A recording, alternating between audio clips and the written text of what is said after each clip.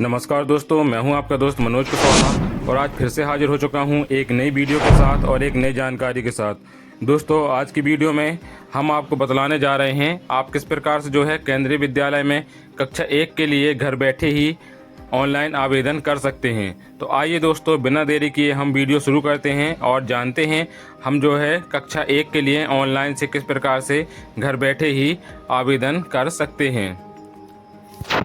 दोस्तों, सबसे पहले हमें गूगल पे आ जाना है। यहाँ हमें KVS एडमिशन लिख के सर्च कर देना है। पहले वाले ऑप्शन के ऊपर जो है हमें क्लिक कर देना है। इस प्रकार से पोर्टल खुल के आ जाएगा।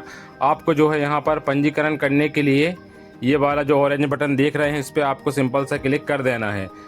अब आपके सामने कुछ इस प्रकार से इंस्ट्रक्शंस दिखलाई देने लगेंगे। आप चाहें तो इसकी भाषा हिंदी में भी कर सकते हैं। यहाँ आपको इंस्ट्रक्शन अच्छे से पढ़ लेना है, इसमें पूरी प्रोसेस दी हुई है।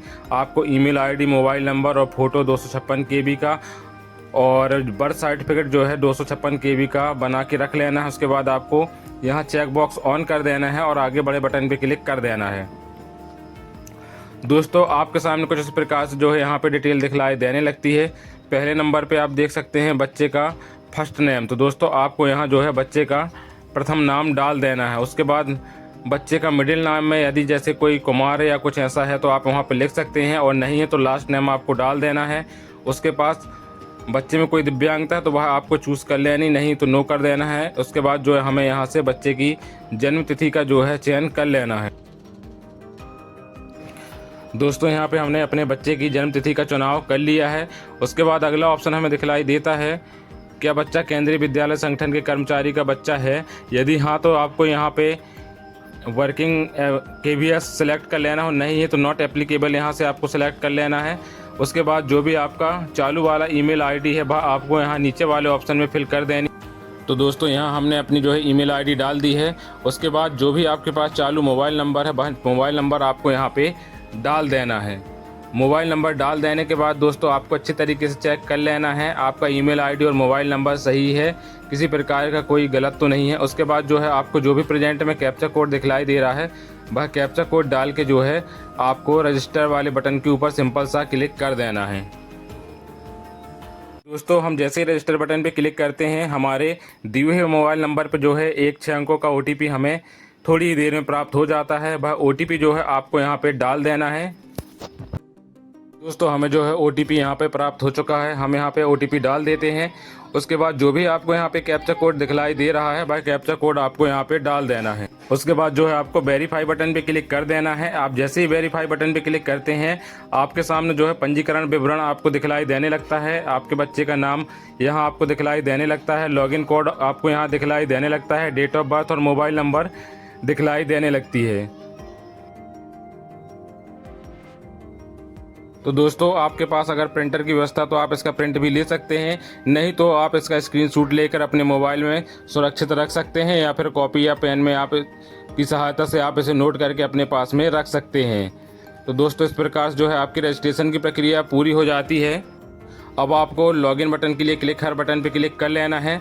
उसके बाद जो है आपको यहाँ पे आपका लॉगिन कोड जो भी आपने अभी प्राप्त हुआ है आपको वह यहाँ पे आपको डाल देना है। लॉगिन कोड डाल देने के बाद आपको जो है अपने बच्चे की जन्म तिथि यहाँ सेलेक्ट कर लेनी है। आपको याद रखना है आपको यहाँ पे सही जन्म तिथि सेलेक्ट करना है जो कि आपने फॉर्म भरते समय यहाँ पे आपने डाली हुई थी। उसके बाद जो भी आपने मोबाइल नंबर दिया हुआ था वह मोबाइल नंबर आपको फिर से यहाँ पे डाल देना है, और मोबाइल नंबर डाल देने के बाद जो है आपको नीचे दिया हुआ कैप्चा कोड फिर से फिल कर देना है।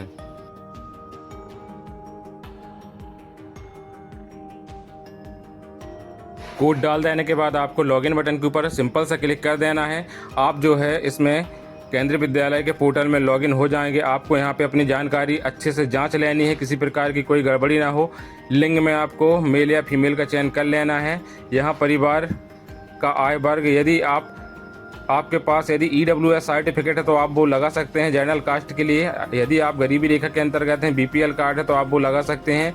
और आप मान लो जनरल कास्ट के अंतर्गत नहीं है तो आपको जो है पहले वाला जो ऑप्शन है कम आय वर्ग वाला आपको सिलेक्ट यहाँ पे कर लेना है।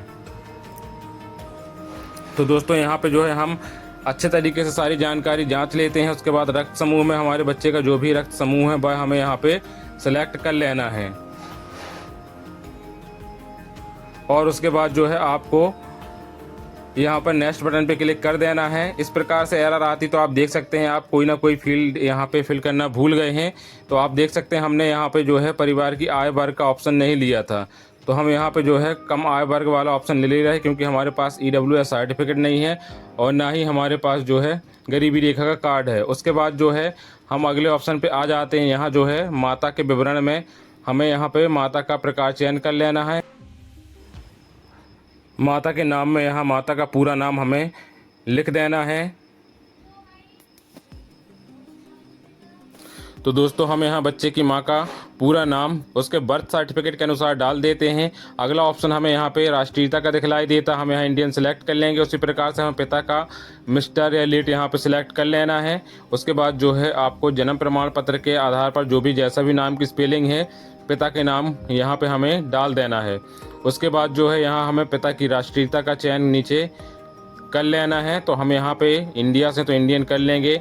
उसके बाद आप यहाँ ऑप्शन देख सकते हैं कि आप चाहते हैं कि माता का आवासीय पिता पिता के आवासीय पिता की फील्ड में ऑटोमेटिक फिट हो जाए, तो आप यहाँ हाँ कर लेंगे, ताकि आप यहाँ जो भी सिलेक्ट करेंगे वह आपके पिता के एड्रेस में ऑटोमेटिक फिल होता जाएगा। तो यहाँ हम अपने राज्य का चयन कर लेते हैं। उसके बाद हम जिस भी सिटी से हैं अपनी सिटी का चयन कर लेना है। उसके बाद जो है यहाँ पे घर का पूरा पता आपको डाल देना है। तो दोस्तों आइए हम यहाँ पर बच्चे के घर का पूरा एड्रेस डाल दे रहे हैं। दोस्तों हमें अपना पूरा एड्रेस डाल देना है। उसके बाद हमें अपने एरिया का पिन कोड डाल देना है। और उसके बाद आप देख सकते हैं नीचे मोबाइल नंबर, यदि माता का मोबाइल नंबर है तो आप यहाँ पे डाल सकते हैं, और नहीं है आपके पास एक ही मोबाइल नंबर है तो आप जो भी आपके पास मोबाइल नंबर है वह आपको यहाँ पे डाल देना है। और ईमेल आईडी मान लो आपके पास माता की अलग है पिता की अलग है, तो आप चाहें तो माता की अलग से डाल सकते हैं, और आपके पास एक ही ईमेल आईडी है तो उसे आप माता और पिता दोनों में डाल सकते हैं। तो यहाँ आप देख सकते हैं यहाँ हमने बच्चे की माँ की ईमेल आईडी और मोबाइल नंबर डाल दिया है। इस प्रकार से जो है आपको भी बच्चे का माँ का मोबाइल नंबर और ईमेल आईडी फिट कर लेना है। दोस्तों यहाँ आप अगला ऑप्शन देख सकते हैं व्यवसाय, यदि बच्चे की माँ किसी प्रकार का कार्य करती है तो आप डाल सकते हैं, और बच्चे की माँ गृहिणी तो आप जो है वहाँ पे हाउस वाइफ ही रहने देंगे, हाउस वाइफ आप टाइप कर देंगे। उसी प्रकार से आप पिता वाले सेक्शन में आ जाते हैं। यहाँ आपको पिता का मोबाइल नंबर डाल देना है, और यहाँ पे जो है आपको ईमेल आईडी पिता की डाल देनी है, और नहीं है तो आप एक जो भी आपके पास ईमेल आईडी वह डाल देनी है।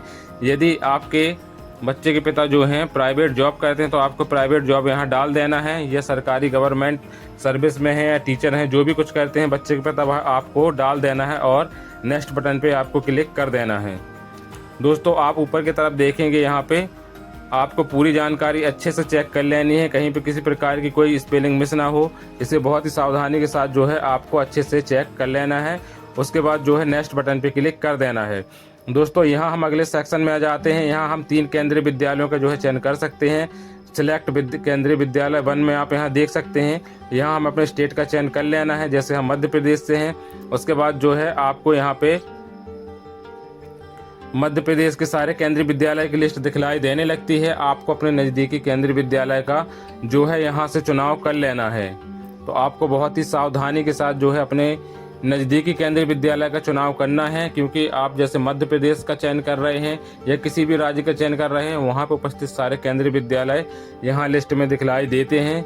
किसी गलत केंद्रीय विद्यालय का जो है चुनाव ना हो जाए, आपको सावधानी पूर्वक यहाँ पे लिस्ट में देख लेना है। तो इस प्रकार से आप सावधानी से लिस्ट को खिसकाते हुए देख सकते हैं, और जो भी केंद्रीय विद्यालय आप पहले नंबर पर डालना चाहते हैं उस लिस्ट में से सिलेक्ट आपको कर लेना है।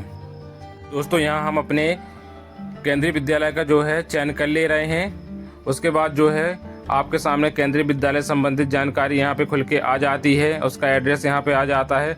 यहाँ जो है क्या आपको प्राथमिकता श्रेणी को चयन करने में कोई हेल्प चाहिए है, अगर चाहिए तो आप यहाँ हाँ कर सकते हैं, नहीं तो नहीं ऑप्शन का चयन कर सकते हैं। दोस्तों यहाँ आपको महत्वपूर्ण बात यह है, जो आप कैटेगरी का यहाँ पे चुनाव करेंगे, यहाँ आप यदि प्राइवेट जॉब करते तो आपको 5 नंबर की कैटेगरी का चुनाव करना है, और सरकारी में है तो आप चाहें उसमें 1 नंबर की कैटेगरी का आपको चुनाव करना है। तो दोस्तों यहाँ पे कैटेगरी का चुनाव करते वक्त आपको सावधानी रखनी है। अब हम यहाँ अगले सेक्शन की तरफ आ जाते हैं। यहाँ हम अपलोड डॉक्यूमेंट में आपको जो है बच्चे का जन्म प्रमाण पत्र यहाँ पे अपलोड करना होगा और नीचे जो है आपको बच्चे की पासपोर्ट साइज़ की फ़ोटो अपलोड करनी होगी। और ऊपर आपको सेव का बटन जो दिखलाई दे रहा है, आपको भरे हुआ जो भी आपका फॉर्म है उसे सेव करते जाना ताकि आपका डाटा लॉस ना हो। उसी प्रकार हम फिर से केंद्रीय विद्यालय 2 का चयन यहाँ से कर ले रहे हैं। जिला का चयन कर लिया, उसके बाद हम भी मध्य प्रदेश के अंतर्गत, जैसे हम जबलपुर ज़िले से हैं तो हम जबलपुर से संबंधित जो भी हमारे केंद्रीय विद्यालय इस लिस्ट में हम देख लेंगे। हमने पहले जो है केंद्रीय विद्यालय 1 का चुनाव कर लिया, उसी प्रकार से हम जो है केंद्रीय विद्यालय 2 का यहाँ पे चुनाव कर रहे हैं। आपको जो भी केंद्रीय विद्यालय आपके नज़दीक में हो उस प्रकार से आप सीक्वेंस में दे सकते हैं, पहले नंबर पे, दूसरे नंबर पे और तीसरे नंबर पे। आप देख सकते हैं हमने यहाँ पे केंद्रीय विद्यालय 2 का चयन कर लिया है। उसी प्रकार से दोस्तों यहाँ कैटेगरी में आपको 5 नंबर लेना है यदि आप प्राइवेट जॉब करते हैं तो। कैटेगरी का आपको सावधानी पूर्वक चयन करना है, उसके बाद फॉर्म को सेव करते जाना है ताकि आपका डाटा लॉस ना हो।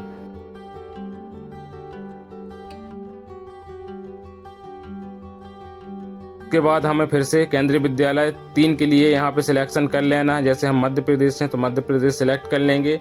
उसके बाद जो है हम अब जबलपुर से हैं जैसे, तो हम जबलपुर के संबंधित जो है तीसरे नंबर में केंद्रीय विद्यालय हम कौन सा चाह रहे हैं उसका नाम हमें यहाँ से सिलेक्ट कर लेना है। फिर वही चीज़ यहाँ हमसे पूछी जाएगी। यहाँ आप देख सकते हैं, आपको कोई मदद चाहिए तो आप यस कर सकते हैं, नहीं तो नो कर सकते हैं। उसके बाद जो है हम यहाँ फिर से 5वें नंबर की कैटेगरी ले रहे हैं क्योंकि हमारे पेरेंट्स जो हैं प्राइवेट जॉब वाले हैं। यदि सरकारी में होते तो हम 1 नंबर की कैटेगरी का चुनाव करते। इस प्रकार से दोस्तों अब जो है हम यहाँ अपलोड डॉक्यूमेंट वाले सेक्शन पे आ गए हैं। यहाँ जो है आपको अपने बच्चे का जन्म प्रमाण पत्र अपलोड कर देना है और उसके बाद जो है नीचे की तरफ आप देख सकते हैं बच्चे की पासपोर्ट साइज़ की फ़ोटो अपलोड करें। तो आप देख सकते हैं हमारा जन्म प्रमाण पत्र अपलोड हो गया है। फिर दोबारा में हमें जो है बच्चे की पासपोर्ट साइज़ की फ़ोटो यहाँ पे अपलोड कर देनी है। यह जो है 256 KB के अंदर होने चाहिए दोनों डॉक्यूमेंट, तभी जाकर यह पोर्टल पर अपलोड हो पाएंगे।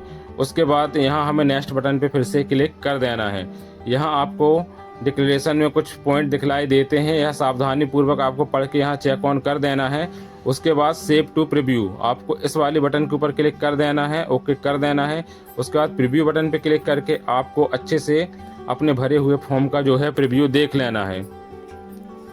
इसमें आपको अपने नाम, बच्चे का नाम, माता का नाम, पिता का नाम, जन्म तिथि और एड्रेस आदि का और मोबाइल नंबर आदि का अच्छे से ध्यानपूर्वक देख लेना है, क्योंकि यदि आपने एक बार फाइनल इसे सबमिट कर दिया तो उसमें किसी प्रकार का आप सुधार नहीं कर पाएंगे।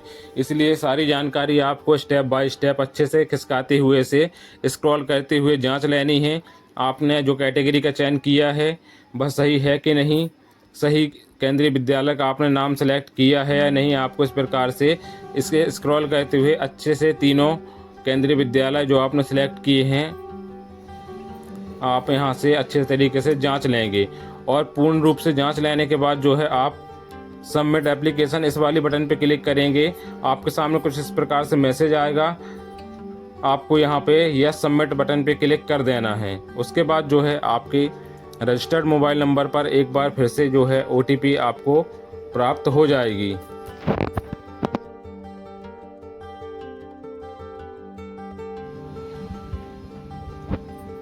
तो दोस्तों OTP हमारे सामने हमारे मोबाइल पर जो है हमें प्राप्त हो चुकी है। वह OTP हमें यहाँ पे डाल देना है। OTP डाल देने के बाद जो है आपको वेरीफाई OTP वाले बटन पे क्लिक कर देना है। जैसे ही आप इस बटन पे क्लिक करते हैं आपका फॉर्म सक्सेसफुल सबमिट हो जाता है। आपको प्रिंट एप्लीकेशन फॉर्म पे क्लिक करके आप चाहें तो इसका स्क्रीनशॉट ले सकते हैं या फिर PDF। तो दोस्तों आपको अगर यह जानकारी पसंद आई हो तो इसे ज़्यादा से ज़्यादा शेयर करें। और आपने अभी तक आपके ही अपने चैनल बिग थिंक बड़ी सोच को सब्सक्राइब नहीं किया है तो इसे सब्सक्राइब कर लीजिए, क्योंकि हमारे चैनल पर ऐसे ज्ञानवर्धक वीडियो रोज़ ही आया करते हैं। धन्यवाद दोस्तों।